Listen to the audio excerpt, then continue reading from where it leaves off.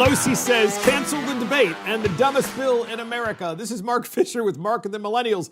And you're going to hear it first. The millennial joining me today is Ryan Brady. Squirrel is back. Howdy, everybody. Welcome back, Squirrel. And of course, Christopher Hopkins, our assistant producer, and our producer, Adam Coutura.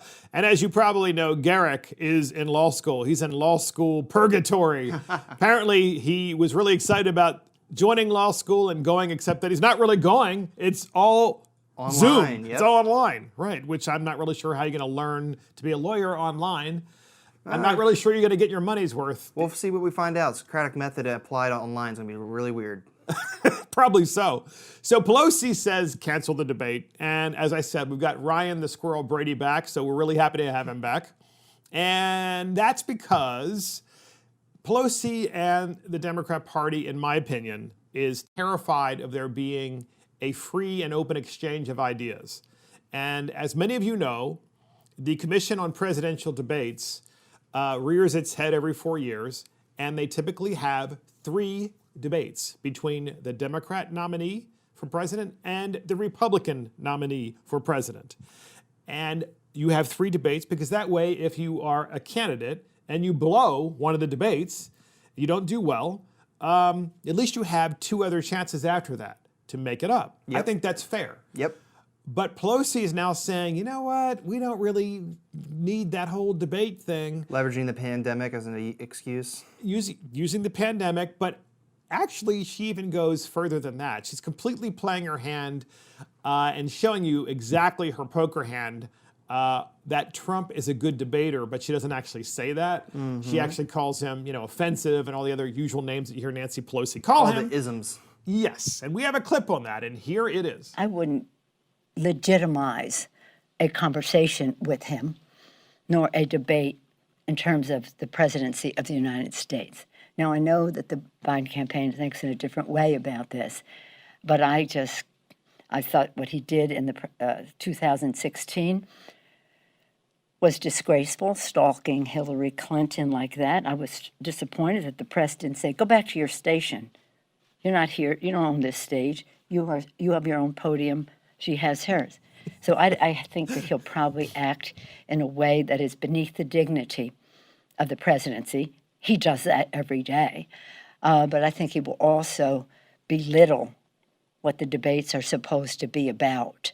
And they're not to be about the skullduggery on the part of somebody who has no respect for the office he holds. So that's Nancy Pelosi talking about why Donald Trump doesn't belong to be on a stage with Joe Biden, because Joe Biden would be elevating Donald Trump because Donald Trump, according to Nancy Pelosi, is a complete sleazebag, and therefore he shouldn't even be on stage talking at all. And then she goes as far as to say, well, oh, by the way, in 2016, when Trump was debating Hillary in one of the 3 debates, he was actually walking kind of behind her and saying some things, certainly not under his breath. He was certainly very upfront. He brought the mic up to his face. But saying some things to debate her and to rebut what she was saying.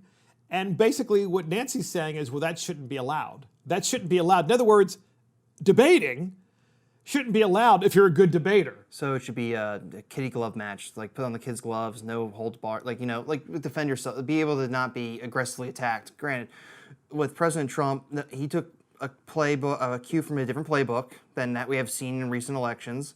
He is aggressive. Granted, I'm a critic of him. I'm a critic of a lot of our politicians that became the nominees for president for the past 8 years and almost 12 years. I can go on with that, but we're going to focus on this right now. But Speaker Pelosi going on this bench saying, President Trump and former Vice President Joe Biden shouldn't have a debate because of X, Y, and Z character traits of Trump. I don't necessarily agree with that because you should allow the people to have the debate, but they know Trump is, I guess, you can have the debate of who's more of sound mind right now, but Trump as a debater will probably have hand and fist own Vice President Joe Biden very easily because President Trump can think faster on his feet and he can ad-lib more. Vice President Joe Biden will actually would have cue cards and think and have these are my points I want to hit, but he's going to probably mess them up to some degree where it makes him look not fully there, because we have a litany of examples on news shows hosts that should be in softball interviews where he says something so kind of like off or off-putting or not true that you honestly just, it's like, is he a fit for the presidency? It's like So, and I hope millennials will at least use critical thinking skills to say, hey, I want to at least see these two guys on the stage together and having a conversation with one another and a debate and an argument. That's fine. unlikely, unfortunately. I have like on social media, like I haven't been on watching mainstream news and social media because honestly, it is actually come from being in the middle of the road and wanting compromise. Sorry if that's a naive or forlorn thought now, but honestly, it makes me sad and upset that no one can it's a no holds barred total war combat. My side needs to win, your side needs to be forgotten in the annals of history, which I'm like, this is not how it works. In my opinion, granted, they say, oh, you're too pure, you're too whatever. I don't really care. This is how it should work. This is how we should strive. People saying, Joe, stay in the basement for the love of God. We want you not to say anything so we can get you in there. And then we'll see if you're still around in 2 to 4 years. And then, Vice President Kamala Harris may actually become the president. And then, historical, cool. But I don't really care about history. I care about actually an effective president that actually leads for the betterment of the country and our countrymen rather than who's the historical candidate. It goes all over the place, and I'm just kind of getting fed up with everything. No, I think that's good because look, you're underscoring really this entire idea that so many millennials have, which is I don't want to hear something I disagree with because, and to be fair, boomers, many boomers too, especially the progressive boomers. I don't want to hear anything that I disagree with, so therefore I don't want to debate at all. And we kind of see that in America's streets now with the rioters, where you have individuals who are just trying to go out to lunch or go out to dinner, or actually are in a restaurant, or trying to go to their store, live their lives, and you have rioters coming up to them, and the individuals are saying, look, I'm not part of this. I'm just trying to get to this place over here. And they end up getting injured because the rioters don't want to have a conversation at all about anything. And they're just like, well, if you're not with us, then you're against us. You're against us, so therefore we're going to make you pay, maybe even with your life. In which it frustrates me because, there's probably a majority of the country that I think most of the country does agree that we need to fix some things inside our country. There's no doubt about that. But the way going about it's a little probably going to be handled differently. And honestly, I think a lot of with all these rioters, if you look, we have experiences where people that are causing the riots, people that are being aggressive towards everyday people, trying to go on about their lives, trying to live their lives, they may support the movement. But on top of that, the problem is though, we're losing the voices of actually the people that are truly are affected by the problems that we are witnessing today throughout the East, West, and Midwest, everywhere, and they're being drowned out from all these people that I honestly think it's white liberal elites. Say so do I. I'm here as being a witness. I'm here to defend you. I'm going to stick my neck out for you. It's like, but no. But most times, it's the people that are affected directly by what we need to change. Their voices are getting drowned out. They're like, no, we don't want this. We want A, B, C, D, and E. You're telling me I need the whole alphabet? No, I just want these few things that are manageable, achievable, and they're rightly so should be changed. But right now it's getting drowned out because everyone's like, no, there's the finish line. And time and time again, I see liberal progressive elites that, don't walk the life of the people being affected, going past the finish line or wanting past the finish line before you're the snake eating its own tail. And it's like, that's where I kind of say, yes, we need to do measured change. We know the problem. Let's find a common solution to fix the problem. But honestly, I'm not seeing that from both sides of Congress because, again, total war. One side wins, the other side totally destroyed. And it's just absolutely maddening. And it honestly borderline makes me depressed. It's just so sad. And I think that's a widespread problem out there. Look, and I want the podcast listeners to understand that Ryan the Squirrel Brady is a millennial, but he's a very much middle of the road millennial. He's one of those persons that you want to convince and is convincible on either side to be able to vote for you. And I'm glad that we have him on this podcast. We'd like to have him on a lot more because it's fun hearing that conversation where you hear someone saying, look, I'm getting depressed because I'm not seeing any progress whatsoever. All I'm seeing is drama. So here's Pelosi to finish off this convo. Here's Pelosi saying, well, Biden shouldn't do it. He shouldn't do the debate because he shouldn't even dignify a conversation. And we have a clip on this, and here's Nancy. I don't think that he should dignify that conversation with Donald Trump. You ask them any questions, both of them. Just take their own stage for any number of conversations about any subjects. Hold them accountable. What are they proposing? What is their vision? What is their knowledge? How are we going to get it done? How do they connect with the American people? Let that be a conversation with the American people, not an exercise in skullduggery. Thank you all very much. So that's Nancy at a press conference saying it's an exercise in skullduggery to have Donald Trump on the stage with Joe Biden. That was the end of her press conference about why there shouldn't be a debate, why debates now should be canceled, along with so much in the cancel culture. And here's the thing. Nancy Pelosi is being a very bad, they always say she's a great poker player. Here she's showing her poker cards because she's saying, look, Trump is actually a really good debater, and he's going to clean up to Biden. And here's what I did, Ryan. I actually went online after hearing Nancy saying she wanted to cancel the debate. I went online and I watched one of the 3 debates. It was an hour and a half long. And I watched it over again of Hillary versus Trump. Yep. And what I remembered and what I found was that Trump doesn't debate in the traditional style where one person provides their point of view and then you rebut. Counter, yep. Trump rebuts in the middle of your conversation and says, look, you've had 30 years in office to fix this problem, is what he said to Hillary. You've had 30 years. And you're talking about the same problems and you only started talking about the gutting out of the Midwest in terms of jobs and the way those jobs have been exported.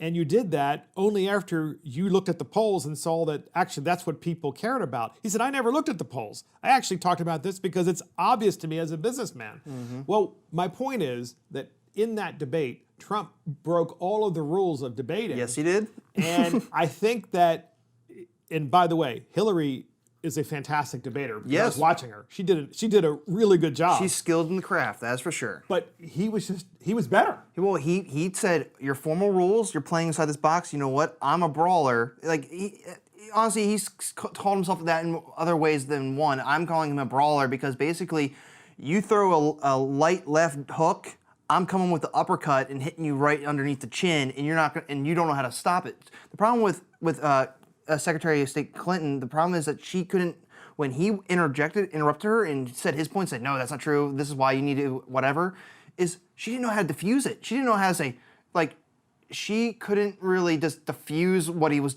when he's in mid-swing. She couldn't block it or stop him or counter it. It's like, well, honestly, our moderators are going to handle this, like, it's like, no, he's looking like he's fit for a fight, and you're just thinking you're going to get nice softball questions. Again, because, granted, you can also say, like, most of the media leans left, so they're trying to, put up who they want, journalistic integrity. We can get on another conversation about that. But, provide facts, not opinion. I digress, but, So do you think that based on where we are now in this campaign, we're almost in September. Yep. September, it's just right around the corner. The final countdown. Do you think that Biden is going to debate in 3 separate debates, like has traditionally been the case? He should, but I don't think it's going to happen. If the DNC can somehow worm its way with not having Trump and Biden on the same stage, or just on the same Zoom call, without like technical difficulties arising when things get a little too hot for one side. It seems very plausible that we may not even see a debate. Granted, then... What's your prediction? I would like to see one. You may not see 2 others depending on who performs well. Not what you want to see, but what do you think is going to happen? That's what I think. I think there's going to be one debate. One debate, and I likely think, depending on how it's set up, President Trump will probably mop the floor, borderline, someone get a body bag. See, I think what they're going to do is they're going to agree to 3 debates, which they have so far. Yes. They're going to have the first debate, but they're going to insist upon the first debate not being in person. Yeah. And that way, Joe can have a really good hidden ears piece, and he can also have, which of course the viewers will not see in the debate, he'll also have massive screens in front of him. Yep. And the camera will be in front of him too, so you won't see the screens. Someone's typing for him in front of him and reading a live teleprompter. And he can just read off of the teleprompter. Which is kind of like... Which I think is what you're going to see happen. And I'm pretty sure and they're going to see how that works. And if it does work out, then maybe they'll go to the second and the third debate. And it goes like, okay, Manchurian candidate. But anyways... It's so true. But it's frightening. Another way they could do it is, instead of having a live debate virtually, they could have a virtual but pre-recorded debate where they say, here are the questions we're going to list. You're going to get 3 minutes to explain your position, then we're going to move on to the next question. They do it for both candidates. Then they splice it together as an end product in editing, where it's like they said their piece, now the other person says their piece on each question, and there's your debate, where you're not actually getting any substance and you're not getting any live act. It's basically been scripted. It's kind of funny for the podcast listeners because you can't see this, but Chris Hopkins is listening very closely because this is right down his alley. So he's like, how would I do this if I really wanted to cheat and help my candidate? It's like, but clearly they can't have him on the same stage as Donald Trump because there's no way that he can. First of all, debates are 90 minutes. Yep. I don't think that man can stand for 90 minutes. I'm not saying he's not saying unwell or unhealthy. I'm not saying he's in bad shape. He's actually in amazing shape for his age. Yeah, he kept the weight off. That's important. I just don't think that he has the mental capacity to handle 90 minutes. Yeah, especially when you have the spotlights on you, you start sweating and the pressure's on, you have hopefully millions and multi-millions of people watching that actually care. But one thing that I've been watching some other podcasts, God forbid me, but just getting some different viewpoints. We do, all of us do, of course. Someone made a great comment about politicians. No offense, Mark, but I love it. I love it. Basically, he called all politicians amoebas. They basically go the way they get pressed with lobbyists and special interest groups. They don't really have any backbone. They don't really, except for you're rare enough to actually have your own opinions, which I do respect greatly, but. It's just that you see time and time politics on the national stage where it's like, oh, special interest groups A, B, or C tells me I need to think this way. All right, my position is whatever they say. I didn't do any of the research. I don't have my own opinions. Granted, you can represent the people that care, but honestly, it's like politicians are masters of none. They get told this is what we want. It's almost like corporations. They're so insulated, but they go to social movements where it's like, they don't really care about the social movement. They just care about your dollar, even though they don't really need your market share because they're selling to the rest of the world. We know it's interesting. Look, first of all, I think that's well said and certainly well taken. But it's also important to note that there are 100 United States senators, right? So we have 100 United States senators, and the fact of the matter is the vast majority of those senators you never hear from. Nope. You only hear from maybe 20, and you hear from them regularly. Granted, that's because they do what I call it, they always run for the light. Yep. And as a result of that, you are always seeing the same 20 people, and you say, and I agree with you, Ryan, is that you say to yourself, well, how can they be an expert about everything? And it's because they're running for the light all the time. But the other 80 are actually much more policy-oriented and much more interested in getting things done and not running for the light. Yes, the wonks. And so as a result of seeing those 20, it's easy to say and certainly easy to understand why so many Americans say, well, then they're just all the same. And the same thing with the 435 members of Congress.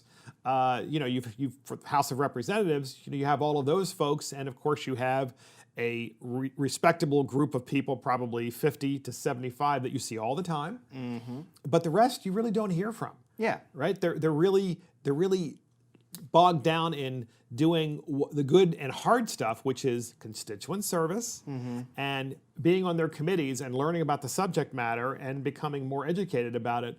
But I do agree with you. Unfortunately, we always see the usuals, which is, of course, Nancy Pelosi. We see, of course, Jim Jordan on the other side. Steny Hoyer. Yep. And naturally, of course, AOC and the entire squad. We see the same type of hacks.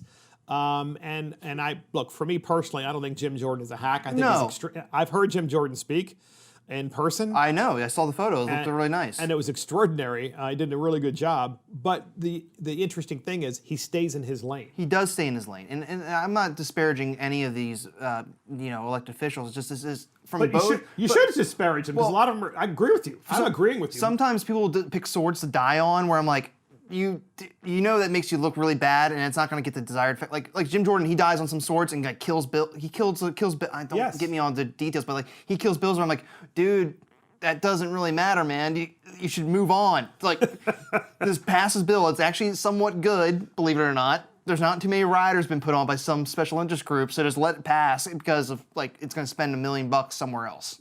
So this podcast is called Pelosi Cancels the Debate. She really wants to cancel the debate. And the interesting thing is what we're seeing in this election in 2020 is just unprecedented because now we really don't have campaigning. Nope. We really don't have debating. We just have the cancel culture. And it's interesting because it also extends to a lot of what happened in the last debate versus what we're hearing today about the potential results of the election. And let me tell you where I'm going to go with this, is in the last election, Chris Wallace, the news anchor, asks Trump in 2016, during the actual debate with Hillary, he asks, President Trump, would you accept the results of the 2016 election? And that was, would you accept it if you lost? What would you do? Would you accept it right away? Would you concede right away? And this was a question that was asked during the debate. And we have a clip on this. And listen closely because you'll know where we're heading here. Here's the clip. You look, excuse me, Chris, if you look at your voter rolls, you will see millions of people that are registered to vote. Millions. This isn't coming from me. This is coming from Pew Report and other places. Millions of people that are registered to vote that shouldn't be registered to vote. Every time Donald thinks things are not going in his direction, he claims whatever it is rigged against him. The FBI conducted a year-long investigation into my emails. They concluded there was no case. He said the FBI was rigged. So actually, as it turns out, after that 2016 debate, the FBI was rigged. It was rigged by a crooked director and the crooked management team at the very top of the entire management team in Washington, D.C. at the FBI was crooked. It was rigged. And as it turns out, Donald Trump, what he was saying, and he was trying to, and he's not articulate, okay, he's not very good at actually explaining in great detail what he's trying to get across. What he was saying in 2016 in that debate with Hillary was, look, if there's an election, which there's going to be in 2016 between me and Hillary, I may not accept it if we have millions of people voting who are here illegally. And in my opinion, that's exactly what's going to be happening, is what Trump was saying. Well, guess what? The 2016 election happened, and very quickly after the election, the Democrats swept up a lot of dirty laundry and threw it away because we found out that there were many, many illegals who were voting. And we had voting irregularities across the country, which didn't stop Hillary, of course, from saying, well, she got 3 million more votes. The question is, did she really get 3 million more votes? And we don't know. And therein lies the problem with what the Democrats are doing moving forward, because they're trying to delegitimize any kind of debate, and they're trying to delegitimize an election, and they're trying to say, well, since that didn't work out very well for them, now we want to go and do mail-in voting.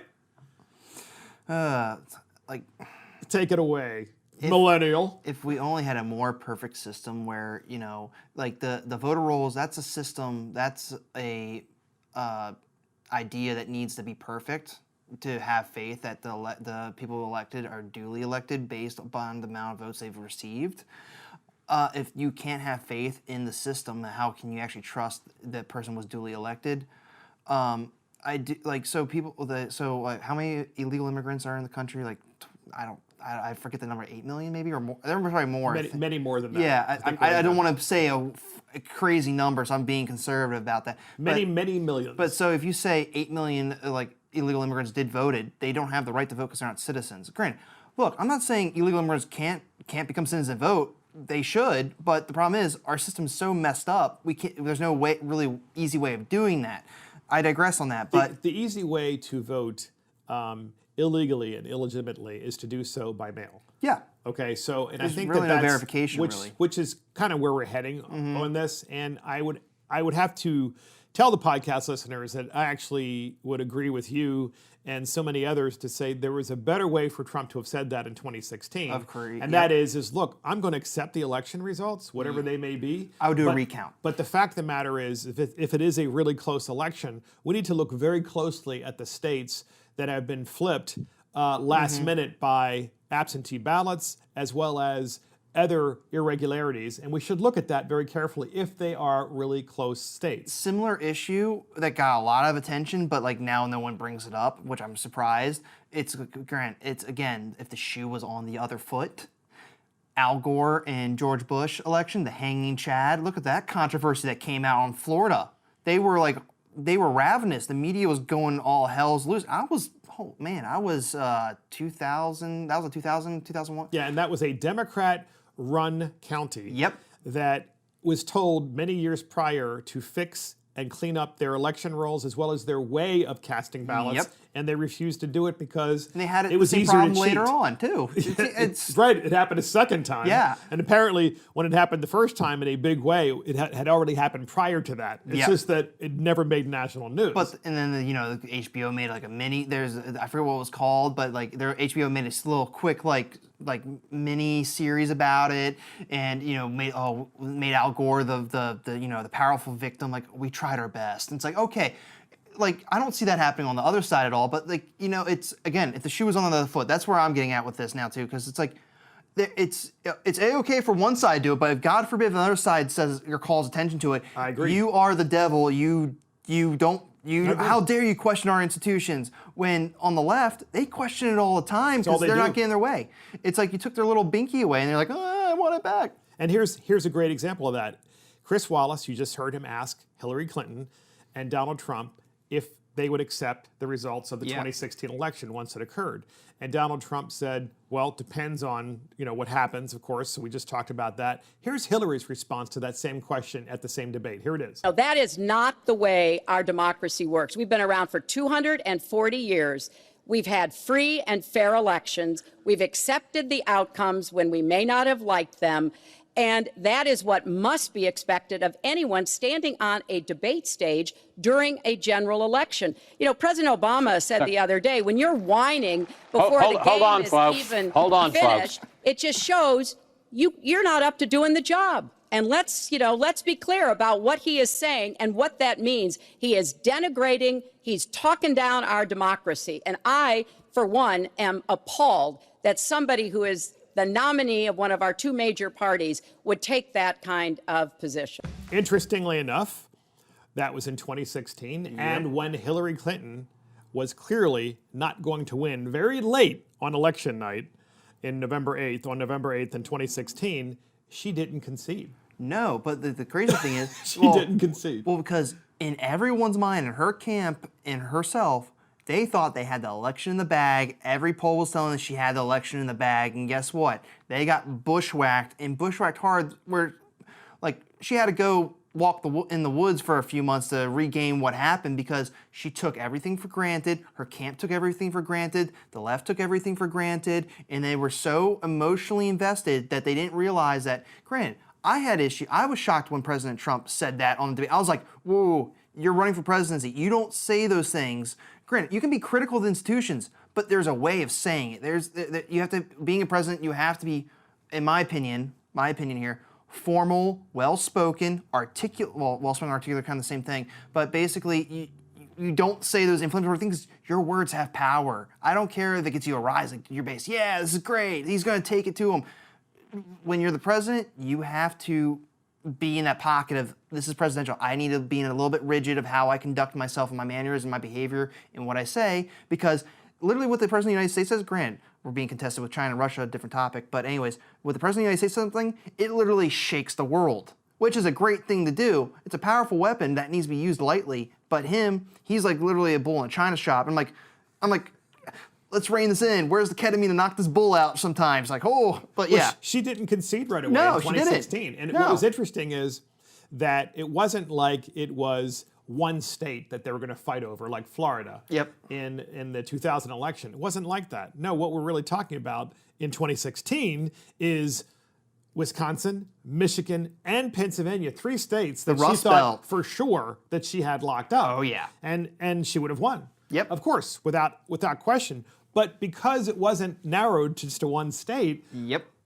why did she not concede right away based on her own standards that were mentioned during the 2016 debate? Because she had I personally think because she thought she was going to win. And she's like, oh, no. Like literally, that's why she sent out her chief of staff to, I forget the guy's name, believe it or not, whatever. He got hacked and his guacamole recipe got out into the world. Fun fact. He makes guacamole better than he runs campaigns, apparently. He came out into the Javits Center and said, we're not conceding. We're going to... Robbie Mook, yeah. No, that was the older guy. It starts with his last name starts with a P. I forget. Okay. Well, I'll be like, oh, that guy, glasses, almost looks like Harry Reid's younger brother. Oh boy. Yeah, but basically, they thought they had it in the bag, and they were gonna like try to figure it out. But clearly, here's the thing: they won like the many votes of the majority votes, but they didn't win the Electoral College, and that's where they turned their attention to attacking the Electoral College. The Electoral College, in my opinion, people may not agree, gives balance. So the masses that live on the West and East Coast can't dictate what happens in the rest of the country. I'm sorry that you don't like the idea that a Midwest state has a big enough population, has enough sway in electoral votes they have in the presidential election to not let your person win. I think that is the best way, because it means is if your presidential candidate does not have the right stuff or doesn't really connect with the voters in those states, they're not going to win. And thank goodness, because if we did not have the Electoral College, which of course the Democrats want to get rid of. Millennials do too, for some reason. I'm like, eh. Good point. Then we would have California and New York. And places where, and Chicago, and places where Texas there have is been massive riots. Yeah. And we're gonna want to look like that, and we're going to want to have our political cultures like that in the rest of the country. I think not. I think, in fact, what we're learning is all these people that are living in those areas are now, not all of them, but so many of them, middle class especially, are looking at themselves going, why am I living here? Yeah. Maybe it's time to move. You know what's crazy though, believe it or not? A celebrity, Joe Rogan's actually, he said, yeah, I'm thinking about moving to Texas like a few months ago. He bought a ranch. He built a studio for his podcast, and he's moving. He's moving. He bought everything. He's moving. And all his friends are now thinking about moving. Yes. It's like a domino effect. And everyone's like, oh, what? Because California is, unfortunately, untenable, even for the rich. It's like, why am I here? That's why Elon Musk is thinking about moving a manufacturing plant to Texas. All of those Hollywood types, okay, they waited too long to start talking. Now, Joe Rogan, of course, to his credit, he's been talking about it for a while, but not long enough. I mean, and at least he is, right? Yep. At least he's being very much of a critical thinker and so forth. And obviously, I watch him too. I think he's terrific and does an incredible job, needless to say. Yeah. But you need more people from Hollywood doing the same thing. Yep. Who are saying, hey, look, we were actually just kidding about all that crazy progressive stuff because now it's destroying the state. Destroying the middle class and chewing it out, where you can be really poor and live really well, or you can be ultra rich where you're not even affected by all the, I would almost say regressive and punitive taxes just for being successful. Like if I see in our state, like what's preventing me to drive to make myself a better person, excel in my professional career, make more money, get the promotion, if all I'm doing is going to get screwed on taxes? Granted, I'll pay my fair share into certain programs because I believe in a safety net, but then again, don't say, oh, you have so much money that you don't know what to do with. We're just going to take it all. I'm like, I worked hard for that money. I have plans for that. I want to make my family for generational wealth. And you're right, Ryan, but of course, what they always do, they always say, well, they use the term rich. Yeah. But they never actually, or they say fair share. They use these terms which they really don't define. No, they don't define. And therefore, you can never actually define success when you don't define the term. It's just like, global warming, right? They don't really define what that is. Yeah. And they don't define exactly how you solve it. Yep. So therefore, it never gets solved. It just sounds good. It's a good soundbite. It says, we're going to solve the world's global warming crisis. Okay, how are you going to do that? We're going to go renewables. Like, that's going to cost a lot of money. The technology's not even there yet. How's that working in California now with all the brownouts and blackouts? Yeah. So we heard Donald Trump and Hillary Clinton in the 2016 election. We heard clips. We just heard those about one saying, well, there are so many illegals who are who are registered and they are voting and they shouldn't be because they're illegally present. That was Donald Trump. And Hillary Clinton said, well, that's really dangerous. How dare you say that? Obviously, it's because you know you're going to lose, and therefore you don't want to accept the outcome of elections in the United States. That's what makes us special, is that we do accept the outcome of elections. That was Hillary in 2016. Oh, guess what? Here's Hillary in 2020. We have a clip. You won't believe this. Here it is. So we've got to have a massive legal operation. I know the Biden campaign is working on that. We have to have poll workers, and I urge people who are able to be a poll worker. We have to have our own teams of people to counter the force of intimidation that the Republicans and Trump are going to put outside polling places. This is a big organizational challenge, but at least we know more about what they're going to do. And, you know, Joe Biden should not concede under any circumstances, because I think this is going to drag out, and eventually I do believe he will win if we don't give an So there inch. you have it. Hillary Clinton says in 2016, you should respect the outcome of elections. And now here she is in 2020 saying, no matter what, Joe Biden should not concede, and get the lawyers ready and let's make it happen, no matter what. So one thing she did say to me that made me raise my eyebrow, and I'm like, voter intimidation? Honestly, like, okay, I don't know where people have been reading things. I've been seeing videos and listening to podcasts where, you know, liberals and Democrats go to Trump rallies and they say, I have a different opinion, and actually have very constructive conversations at Trump rallies. Like, they're not even inside the wherever Trump's speaking, but they're outside with everyone else, all these different groups, and they're like, oh, whoa, okay, I'm kind of being welcomed here. I'm having constructive debate.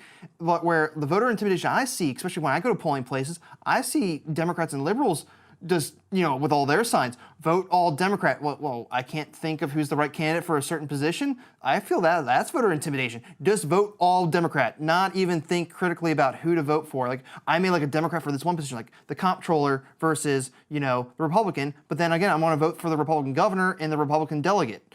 But then it's the lack of freedom of choice, I think, in the Democrat Party is kind of funny. Again, You're splitting the ballot the way you vote, Yeah, not exactly. based on party. Yeah. You're looking at it critically and voting accordingly for the person. Yeah, exactly. And so when she said voter intimidation, like, I don't really think that's not a fear right now. But anyways, back to what we were kind of talking about, where he should not concede. It's like, okay, 4 years change your mind. What's this emergency? Do you see some big crisis happening if President Trump wins another term? You're saving Buttigieg for the next 4 years. So I don't really know why you're really concerned about this election. Like, granted, knock on wood, how could it get worse minus another pandemic? Because honestly, the pandemic kind of derailed a lot of great things that were happening in the country, because some of these other podcasts I've been watching is like, a lot of people say, are you concerned about what President Trump is doing? No, I'm enjoying the economy, man. I got a job, I'm getting money. Like, you know, kitchen table issues. We're not talking about that anymore. So, agreed, but so Hillary's saying she's not going to accept, and nor should Joe Biden ever accept the election results. And then she talks about, as you just said, voter intimidation. And what's interesting is, as I watch TV, and I watch all the channels, by the way, all the different news outlets I do, MSNBC, ABC, CBS, NBC, CNN, Fox, obviously. Yep, OAN. And here's what I see. I see the reporting, including online, right? Yep, I see the reporting of riots, and the only intimidation I see occurring is by the progressive left and the Marxists in the streets intimidating people.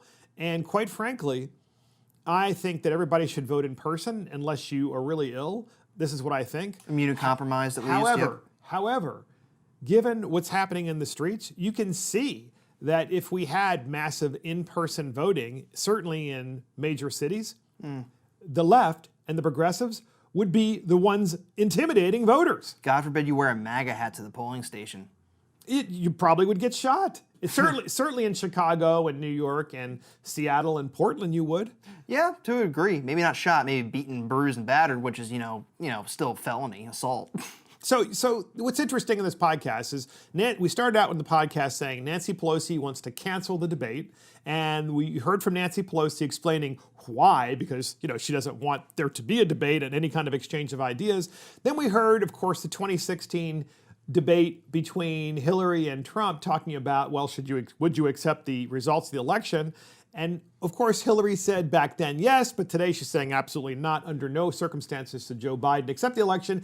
And then we're going to ask all of you out in podcast land, well, why do you think the Democrats are doing this? Well, we now know why, because Postmaster DeJoy, the United States Postal Service, the USPS, has a postmaster. That's the kind of like the guru, the guy in charge. The CEO of the post office. CEO. Of course, it's all government. And his name is DeJoy, Postmaster DeJoy. He was hauled into Congress. And the Democrats try to create doubt in Congress by hauling him in about whether he's up to the job and whether he's going to try to cheat for his friend, Donald Trump. And to be clear and to be fair to the podcast listeners, DeJoy is a supporter of Donald Trump's. A donor, yes. And probably you would expect that because, he's in the Trump administration. And it's also traditional for any administration. Expensive donors do technically donate to get positions inside of administration, such as an ambassador. Oh, I want to be the ambassador to Paris in France. Oh, you're going to be in Paris for 4 years. That's fantastic. Oh, I donated $100,000 over the course of 2 years of campaigning. We're going to reward this guy. It's a normal practice. Agreed. And so we have Congressman Jim Cooper questioning Postmaster General DeJoy in the United States Congress, in the House, and talking to him about, how the election is going to just be a disaster with mail-in voting. Not because Congressman Jim Cooper opposes mail-in voting. He actually wants it. He's a Democrat. He wants all mail-in voting. But they're concerned now that this Postmaster General isn't going to follow through with what they want, which is maybe cheating in mail-in voting. And it's obviously the whole idea of this podcast is to educate our podcast listeners about how the Democrat Party is trying to literally undermine this election by creating all these questions of uncertainty. And that is so dangerous. We have a clip on this, and here it is. Do your mail delays fit Trump's campaign goal of hurting the post office, as stated in his tweets? Are your mail delays implicit campaign contributions? These types of questions. I'm here to represent the Postal Service. It has nothing to do with, all my actions have to do with improvement into the Postal Service. Am I the only one in this room that understands that we have a $10 billion a year loss? Right? Am I the only one in this room that has looked at the OIG reports that have stacked up? Will you give this committee your communications with Mark Meadows, with Treasury Secretary Mnuchin, with the president? So there you have Congressman Jim Cooper, of course, in the House of Representatives. He's a Democrat who's trying to create doubt about now mail-in voting. Yep. And the whole idea is if the election doesn't go their way, they now have a scapegoat, which is now the USPS and, of course, in particular, Postmaster General DeJoy. And, of course, Cooper asks him, he asks DeJoy, Ryan, he says, hey, aren't you concerned about whether, the mail's not getting there on time and all that stuff? It's like, post office consists of tens of thousands and thousands and thousands of employees. Yep. And the idea that this man, what is he supposed to go out there, deliver every piece of mail himself? He's the Postmaster General, and he's been on the job for 2 months. Yep. So this is, again, if the shoe's on the other foot, it's not a level playing field. So everything that President Trump does is under circumspect. It's always going to be dissected aggressively and trying to look for that smoking gun. Who was the California rep? Adam Schiff, looking for impeachment. Shifty Schiff. Yeah, that's a good one. That's a good one. Okay. Trump said things that made it sound really bad with Russian collusion, but I honestly don't think there was Russian collusion. I think they acted idiotically in how they handled some of their communication, how they presented themselves, but it's again, the Democrats are looking for a smoking gun to lambast the president, say, I got you, I'm going to rake you over the coals, you did something illegal, et cetera, But they're laying the seeds here yes. for saying in November, if the election doesn't go their way, they're laying the seeds to say, oh, guess what happened? Yes. We're now going to investigate you for the next 4 years of your election because you cheated. That's the only way you could have possibly won. Why aren't they listening to the American people, the people that disagree with them, and trying to win their votes instead? Yeah, so they're now questioning the integrity of the election results when it happens in November. So what I would say to the Trump administration, hey, if you want to try to make, the USPS, solvent and actually be out of the red but be in the black, then maybe you want to pause these plans till after the election, so then the Democrats don't have ammo to attack you and they can attack the integrity of the election. Grant, they should have realized anything he does that shakes up, like God forbid, we're going to push to mail-in voting, and then you're removing mail sifting, sorting machines, processing machines. It's not going to look good. They're going to spin an angle on it, and it's going to make you look bad. And that's a great segue too, because they question him too, DeJoy, about the removal of mail-in sorting machines, and of course, mail-in sorting machines are cycled in and cycled out depending on how old they are and depending on whether that particular post office or area needs one or whether it's really busy or what have you. I'm sure there are all kinds of reasons because I don't run the post office. No one's an expert in the USPS. But what's interesting enough is CBS News, hardly a right-wing news agency, actually discussed mail-in voting and about the DeJoy conversations, the Postmaster General DeJoy. And we have a clip on that. And listen to this very carefully about what they say about Obama at the very end. Here you go. Yet at the same time, even though he doesn't seem to know much about who did it and why they did it, he insists that it was the right thing to do and that those machines aren't needed and that he's not going to hook them back up. So that is a major source of frustration for Democrats who feel that he either doesn't know or isn't saying exactly how and why this took place, and who are also frustrated that even with the slowdown in mail processing, even with the appearance of a conflict of interest here, that Postmaster DeJoy isn't willing to go ahead and hook these machines back up. Now, what he argued and what many Republicans in this committee argued was that this is routine, that, in another election year, 2012, when we had a Democratic president, there were also not just mail sorting machines that were eliminated, but entire mail facilities that were shut down, and nobody accused President Obama at that time of some kind of major conspiracy to interfere with the election. But what really has Democrats suspicious is the fact that they have asked for all kinds of documentation to back up why the postmaster decided to make some of these changes in the first place and how the mail processing system is being affected by it, and they haven't been able to get anything from DeJoy himself. They're getting documents from whistleblowers, but not through official channels from the Postal Service. Yes. So in the Obama administration, they did the same thing their post office did. The post office Postmaster General and the Obama administration did the same thing. However, of course, what CBS News is saying is, but the fact is that with the Republicans, they're being asked by, and the Postmaster General is being asked by the Democrats in Congress, well, we want more documentation. We want this, we want that. The guy's been in office for 2 months in charge of the post office. And clearly, what all this is about, this whole whistleblower thing, is this classic Democrat politics, right? Get whistleblowers, pay them off, or reward them in some way to say things that aren't so, or say things that will put a seed of doubt in people's minds about this election, and that's what this entire conversation is about in this podcast. I think it's a clear example from what this, I assume this is a CBS reporter spoke. If the shoe was on the other foot. Do you hear what she said? The Obama administration did this all the time. No one batted an eye. Republicans weren't raising an alarm. They weren't like saying, that's normal. And not the Democrats, the other Republicans on this committee, they probably don't even know how the U.S. Postal Service works. They probably don't even care. They only care to use it as a political weapon to take advantage of the conversation of election integrity, which is honestly so asinine, where it's like, these, again, they're amoebas.